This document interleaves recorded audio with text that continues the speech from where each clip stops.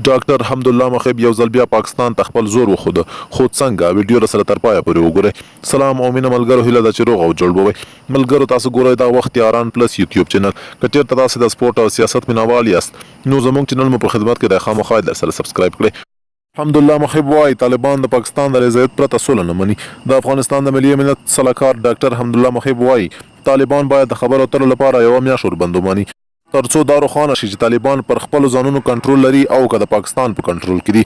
ښاغلي مخیب چې نن په یو خبري کنفرانس کې خبرې کولې وویل د پاکستان له رضایت پرته طالبان له افغان حکومت سره سوله نه کوي او که چیرې داسې وشي نو په روانه جګړه کې به د طالبانو ځای د داعش ډله ونیسي.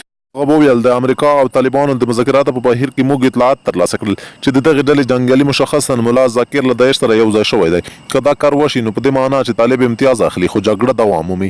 زموږ سوله په دې معنا ده چې په افغانستان کې جګړه پای ته ورسیږي. ښاغلي مخیب د خلیلزاد د سفر په هکله وویل چې نوموړی په کابل کې د طالبانو سره د خبرو اترو په هکله د افغان چارواکو سره نه دی غږېدلی، بلکې د افغان امریکایي پوهنتون د دوو تښتول شویو ښوونکو په هکله یې خبرې وکړې. نوموړي وویل خلیلزاد اسلام آباد ته هم د دغو دوو استادانو په هکله د خبرو اترو لپاره تللی و. هغه زیاته کړه لومړی بحث دا و چې موږ پوه شو آیا دا دوه استادان لا هم ژوندي دي او که نه.